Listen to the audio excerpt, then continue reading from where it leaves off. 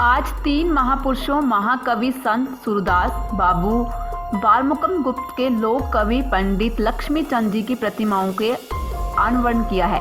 ये तीनों महापुरुष न केवल हरियाणा की शान है बल्कि इन्हें देश भर में श्रद्धा एवं सम्मान के साथ याद किया जाता है। यह कहना है मनोहर लाल खट्टर का। इसके बारे में उन्होंने और क्या कहा, आप भी जरा सुनिए। आज का दिन बहुत ही शुभ दिन है कि आज के इस दिन तीन महापुरुषों की प्रतिमाओं का अनावरण हुआ है। तीनों ही न केवल हरियाणा की शान है बल्कि देश भर के जनमानस में श्रद्धा और सम्मान के साथ उनको याद किया जाता है। तीनों ने अपना जीवन साहित्य व समाज को समर्पित किया हुआ है और अपने अपने जीवन काल में भारतीय गौरव और स्वाभिमान को जगाने का काम किया है। हिंदी साहित्य के भक्तिकालीन कवियों में महाकवि सूरदास का स्थान सर्वोपरि है।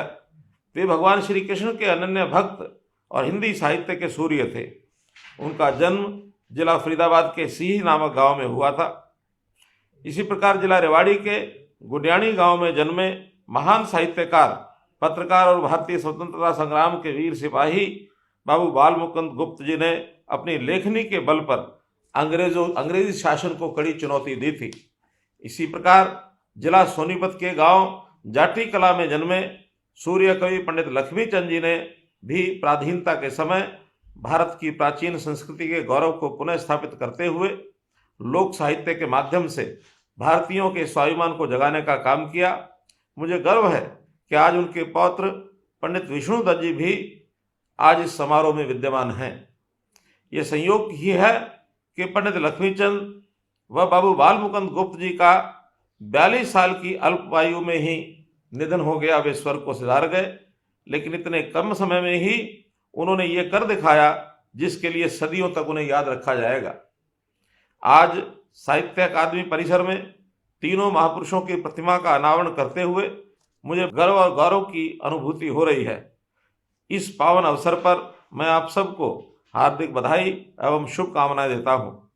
उनकी प्रतिमाएं उनकी याद को तो ताज़ा रखेंगी ही, साथ ही हमारी नई पीढ़ी और आने वाली पीढ़ियों को भी उनके जीवन मूल्यों, आदर्शों और सिद्धांतों से सीख लेने की प्रेरणा देती रहेगी। सूर्य कवि सूरदास जी को वात्सल्य रस का सम्राट माना जाता है।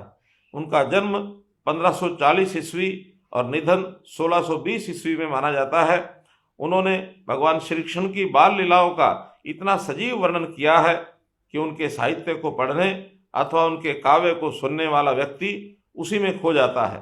यही कारण है कि आज भी हृदय को छू लेने वाले उनके गीत व भजन गाए जाते हैं।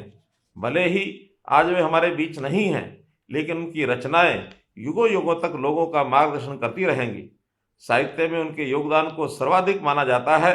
उनके योगदान को सम्मान देते हुए किसी विद्वान ने लिखा है कि सूरदास सूर्य के समान है, तुलसीदास चंद्रमा के समान है, केशवदास तारे के समान है, आजकल के कवि तो जुगनू के समान हैं जो यहाँ वहाँ चमकते हैं।